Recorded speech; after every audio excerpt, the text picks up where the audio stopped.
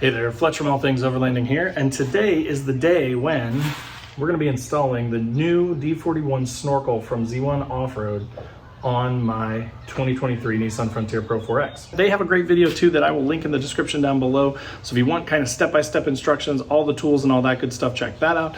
This is going to cover my installation, and I'm going to try and hit trouble points. I'm going to try and hit places where it was a little difficult or a little tricky and give you guys some tips and tricks to overcome those difficulties in the install, because for the most part I think it's pretty straightforward and simple, but like when you get in the Fender well, I've heard that it's pretty tricky. I'm going to try and make this a helpful supplemental video to the main one that Z1 made, where it gives you kind of the tips and tricks that they don't go through when they're doing it in their shop. Hopefully this video will have some good, helpful content for you, so stay tuned till the end to see all the tips. And of course, if you're not already subscribed, make sure to click that subscribe button down below. I do a ton of D41 content, as well as overlanding stuff and just gear stuff in general. So if you're into camping, overlanding, and or Nissan trucks, then this would be a good channel for you to subscribe to. All right, but so let's get into the installation of the D41 Snorkel from Z1 Off-Road.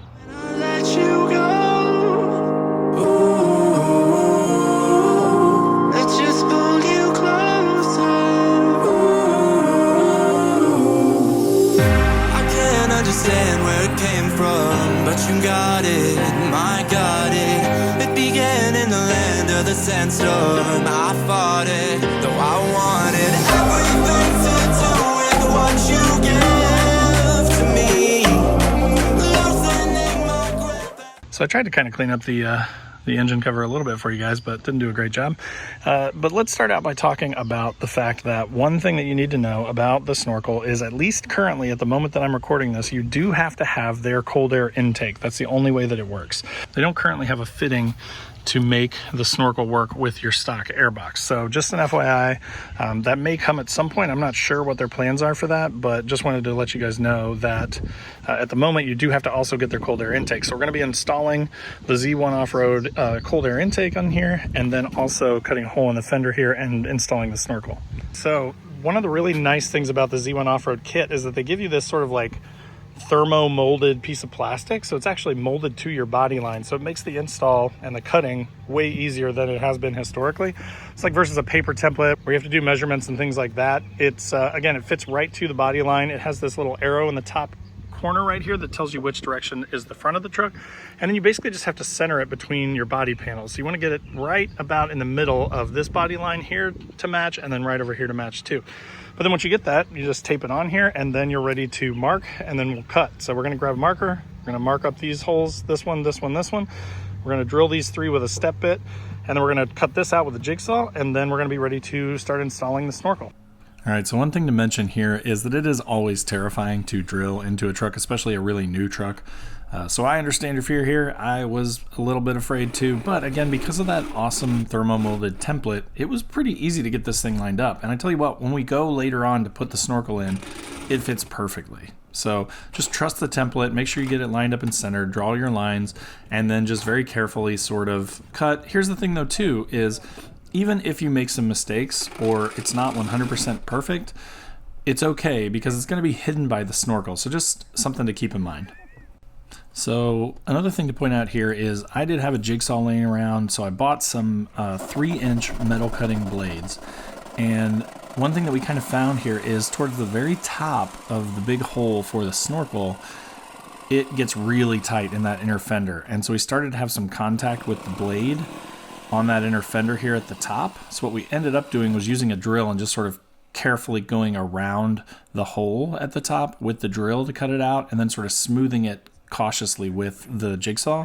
But so if you can get shorter blades, I didn't see any at the store, so I got the 3-inch, but if you can get shorter metal cutting blades, you're really just trying to get through a very thin amount of metal here. So you don't need a super long blade. If you can get shorter blades, that would make it easier, but again, you could use a drill and just punch holes through it essentially all the way around. And then at the end, you just need to sand it down. All right, so we've got the hole in there. We've kind of touched it up with some rust-proof paint, and then we RTV'd over it as well, which is what they do in the Z1 video. One tip is that this fender gets really tight up here at the top. So you either want to get as short of a blade as possible, a metal cutting blade, and I'll put links in the description to similar stuff to what I used if it's helpful. I'll try and find just some shorter ones, but just be aware of that. So we ended up using like kind of a drill and kind of two-stepping it through here. But now we're ready to install the Snorkel. All right, so we have the fender liner out. As you can see up in here, there is a pretty good amount of room underneath of the hole that you cut, but at the top it definitely gets tight. Removing the fender liner was actually really easy. There are a couple screws right here, a couple more screws down here, and then once you get those off, you can kind of pull your, if you have a Pro-4X, you can pull these fender flares away, and then there's a couple more screws that hold it on underneath of here. You see those kind of holes right up there and right down there. There are a couple more down there. Then there are about 3 clips spread around here. There are other videos that show you where exactly all the clips are and stuff and how to remove the fender liners, but if you just use common sense, you can kind of feel where it's stuck and then pull it out. But it was actually really easy. You didn't even have to jack the truck up or take the wheel off or anything like that. Then once you get that out, that gives you a ton of room and makes it way easier to install. So again, now that we've got the holes drilled in there, we're just going to continue working on the install. All right, so one sort of tip and thing to note is when you're pulling this stock airbox out, there's kind of these 2 little metallic nubs down here. Those are actually what you will slide these sort of rubberized holes on the new airbox down onto. So for some reason we were looking at it and we kind of thought we had to pull those out, but you just want to leave those in down there, and then when you get the new airbox, you're just going to fit these little rubber grommets down over them, and that will be how you attach it to the truck. All right guys, so one thing to note, we are kind of finishing up here. We've got the Snorkel on, it's looking amazing on the truck, but we are now finishing up with the cold air intake. So all the tubes and everything are run through the fender, and we've got the grommet on there and the boxes in here. But I just wanted to note a couple things. So one, you're gonna get this little shiny sort of L-shaped bracket piece that comes with the kit. That is a relocation bracket for this little box down here. So this is kind of up here in the way of the airbox. So just be aware of that. I think they did ask me, do you have the tech package? So that could be what that is for, is just to relocate this thing. And then another thing I wanted to point out is that this up here is kind of a nightmare. So again, I have the tech package, and I'm assuming that all this extra bolt-in harnessed stuff up here is a part of that tech package. But so this thing, you kind of have to undo it. You have to unclamp it back here from its mount. And then you kind of have to maneuver it around. While you're maneuvering the box, though, you need to have it up above the box so that then when you get this fitted into the grommet there, then this thing needs to be up above the box so that you can clip it back onto the mount here. So just be aware of that. That was a little tricky because, as you can see, it's like right on top of the airbox. It's sitting right there. And then just a note there on that bracket as well, make sure that you relocate that thing, because otherwise it's going to give you a lot of trouble. So obviously if you already have the cold air intake from Z1, you won't have to worry about that stuff. But just an FYI, if you are installing both to install the Snorkel on your truck and you didn't have the cold air before. All right, so another note here is that they do include MAF bolts, different MAF bolts than the stock ones for this, to reattach the mass airflow sensor to this tube, the Z1 tube. And I think the reason for that is because there's kind of this little spacer thing in here, so the stock bolts aren't quite long enough, so they give you these matching ones. So just be sure to replace those with the aftermarket ones that Z1 includes with the kit. So one more note here is that when you're putting your intake together, it's going to feel weird because, as you can see here, this sort of grommet that goes around the intake tube goes all the way back into the airbox. There's actually, you'll notice there's a lip on the inside of this fitting here that kind of stops it.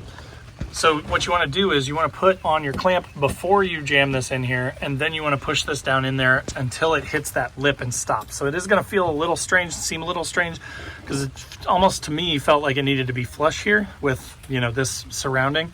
But if you do that, it's not going to fit then onto the intake. It's going to be too far off.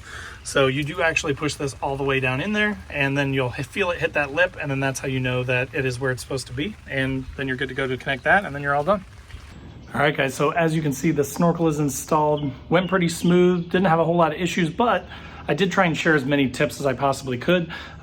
Things that weren't mentioned in the Z1 video, right? So again, the Z1 video will be linked in my description down below. If you have specific like step-by-step instructions and you kind of want to see the whole installation process, their video was super helpful.